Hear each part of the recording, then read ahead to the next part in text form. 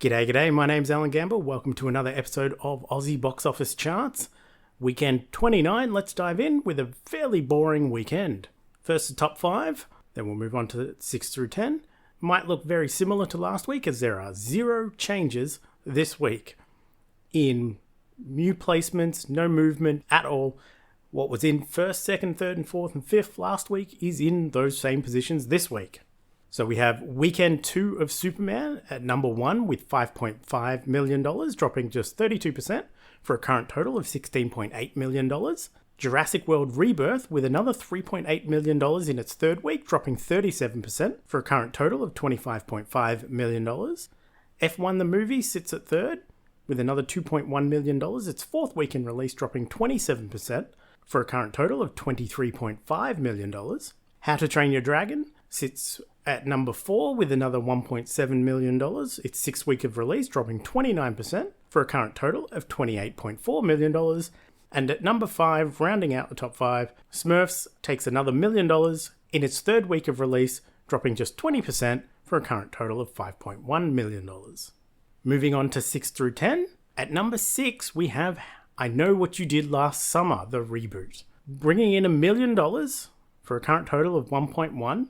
I can't really compare that to the original franchise because they were between 96 and 97 and they didn't open at the top of the charts. So those numbers are lost to time. But we will compare it to the other horror movies that came out earlier this year and see how it stacks up. At number 7, Lilo and Stitch brings in another $800,000 in its 9th week of release, dropping just 23% for a current total of $33.5 million.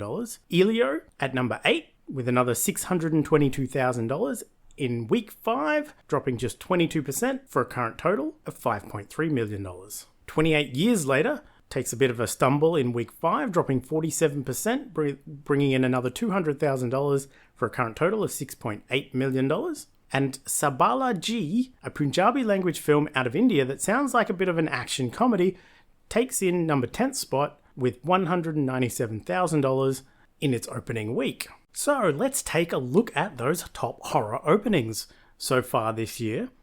Keep in mind, we haven't hit the Halloween season yet, so we'll see how this holds up at the end of the year. At number 1 is 28 Years Later with $2.5 million. Number 2, from much earlier in the year, was Nosferatu with its $2.3 million opening. Final Destination Bloodlines opened at $2 million not too long ago. Sinners opened to $1.3 million, but had that massive uptick in week 2. Not very, very uncommon for movies in general, but especially horror movies. And I Know What You Did Last Summer sneaks into the top 5 openings with its $1.05 million weekend opening.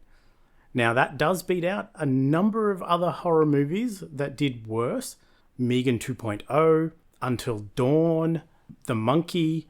There was a lot of others that have come out that just haven't performed that well, but they are, lesser known franchises than these ones. But that's the top horrors of 2025 so far. Top openings, obviously. So we'll see how that holds up at the end of the year. So, since it's a fairly quiet week, uneventful week with box office, let's take a quick updated look at a few of the other movies that have come out recently and how they're stacking up in their respective charts. First off, let's have a quick update with Mission Impossible, because it recently just became the highest grossing Mission Impossible movie of all time in Australia, hitting $23.5 million, which puts it just above Mission Impossible 2 back in from 2000 with its $22.4 million. Now, these numbers are unadjusted for inflation. The franchise looks a little bit interesting when we do adjust these numbers. So you can see there's a big spike at the top with 1 and 2. Then there's a lull and a slow increase. But watch this. Talk about a consistent franchise. Apart from 1 and 2, which just went off the rails, the total Australian box office has remained super consistent for this franchise as far back as 2006 with Mission Impossible 3. So 3 and 4 were, a bit low, but ever since then, 20 million, 23 million, 22 million, 23 million. So that's how Mission Impossible looks as a franchise. Total box office in Australian, adjusted for inflation. Next, similar story here. with How to Train Your Dragon. This is the total Australian gross of the How to Train Your Dragon movies. The original in 2010 ended up with $20.5 million. How to Train Your Dragon 2 with 25.8. How to Train Your Dragon The Hidden World, 23.8. And How to Train Your Dragon, the live-action remake made by the same people, with $28.4 million. So it is now the highest grossing movie in that franchise, so I'm sure we're going to get all of the sequels. And an update to the Jurassic Park / World franchise. So we can see how Rebirth is tracking. At $25.5 million, it has now passed Jurassic Park The Lost World, or The Lost World Jurassic Park, and Jurassic Park 3, unadjusted for inflation, because the Jurassic Park movies have been massive in Australia. It is chasing down Jurassic Park from 1993, which brought in $31 million in 1993. And then we have Jurassic World Fallen Kingdom and Dominion, both fairly similar, and Jurassic World, that blew up with $52.9 million. But let's adjust these ones for inflation, and we can get a more accurate picture of how Jurassic World Rebirth, albeit with a much more reasonable, well-managed budget, it has still beaten Jurassic Park 3, because, well, it was Jurassic Park 3, it was not very good. But it has still got a long way to go before it even hits Dominion, let alone adjusted for inflation, The Lost World, Jurassic World The Fallen Kingdom, Jurassic World from 2015, and Jurassic Park adjusted for inflation, $72.2 million. I don't think Jurassic World Rebirth is going to get up there. I would genuinely be surprised if it even gets close to Dominion. I don't think it's going to get there. It's going to be the second lowest grossing movie in the Jurassic World franchise in Australia, is my call. But that's an update on some of the charts of the movies that we're keeping an eye on. Time for an update on the 2025 top 10 of the Australian box office. No changes in positions 1, 2 and 3. A Minecraft movie at $56.2 million. Lilo and Stitch at $33.5 million. And How to Train Your Dragon at $28.4 million. At number 4, we have Jurassic World Rebirth, jumping up 2 spots with $25.5 million, which, funnily enough, overtakes both F1 the movie and Mission Impossible. But also, F1 at number 5 also overtook Mission Impossible. So, both Jurassic World and F1 would have moved up, but because Jurassic World and F1 also swap places, F1 stays in number 5. Mission Impossible going down 2 spots with its $23.5 million. Paddington in Peru sticks at number 7 with $17.7 million. New entry, Superman, is in the charts after 2 weeks of release with $16.8 million. That is beating both MCU movies released so far this year. Bridget Jones' Mad About the Boy drops down with $16.5 million. Thunderbolts goes down to number 10 with $13.9 million.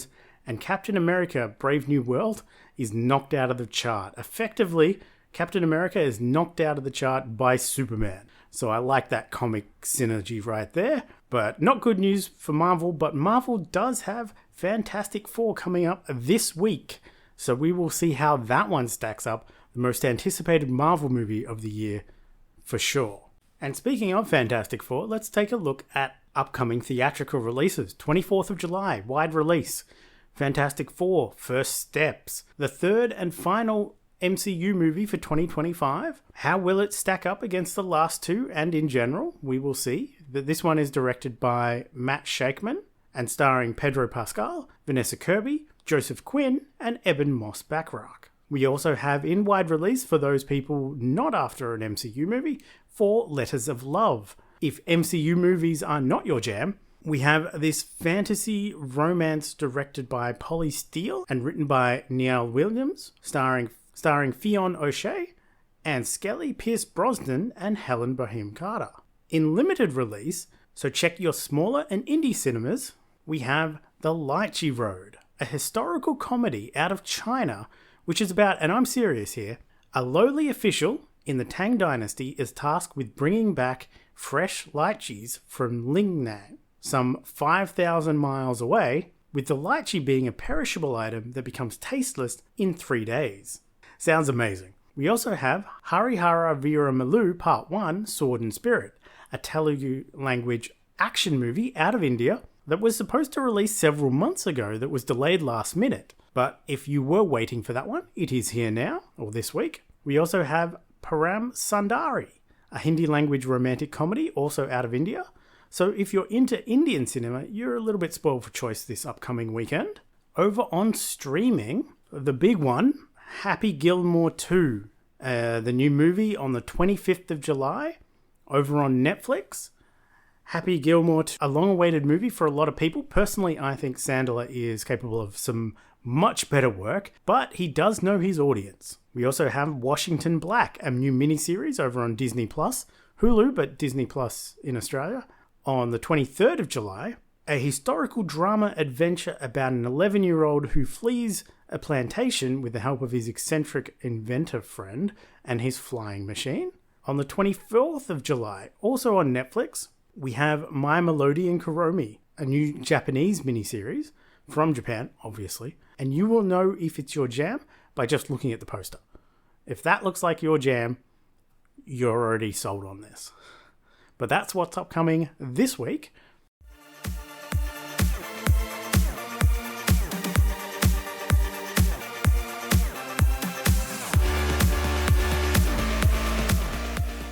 With only 3 this week, it should be short and sweet.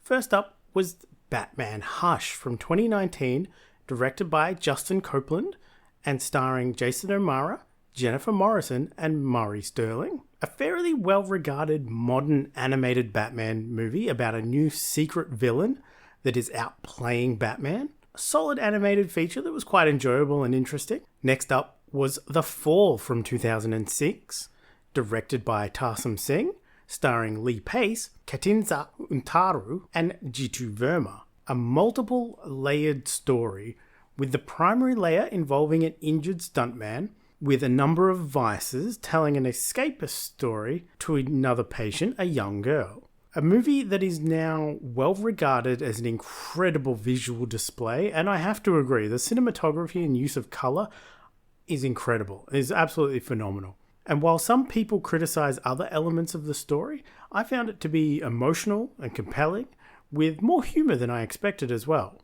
Lastly was a rewatch, although we are talking a very long time ago, 20 plus years rewatch, of 1996's From Dusk Till Dawn. Written by Quentin Tarantino and directed by Robert Rodriguez, starring George Clooney, Quentin Tarantino, Harvey Keitel, Juliette Lewis, and Salma Hayek.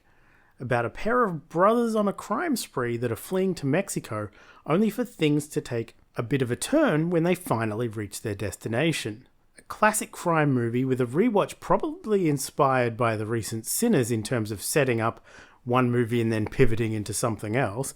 Great movie, super dumb, but absolute blast. This week's Cinechums movie challenge is the theme of red, so red posters, red in the title or in names of characters, red objects, iconic red scenes, or actors and actresses with red hair. So we have a lot of examples like 28 or 28 Days or Weeks Later, Evil Dead, Jackie, Red Demon, Red Eye, Shin Godzilla. So let's take a look at my shortlist. My shortlist has things like Dinner in America because of the studio that made it, Seed of a Sacred Fig, Spontaneous, Eileen, 25th Hour, Bringing Out the Dead, Judas and the Black Messiah, Paris Je t'aime. I've got so many that I can watch this week. It's crazy. So we'll see how we go. That is it for me this week. Tune in next week where we will be breaking down Fantastic Four's numbers. It's opening weekend. I will be catching it on the Saturday, so I can chime in with my thoughts on how it stacks up against Brave New World and Thunderbolts, released this year, and in general. But we will be crunching the numbers down here next week. But that's it for me this week. Have a good one and watch more movies. Bye!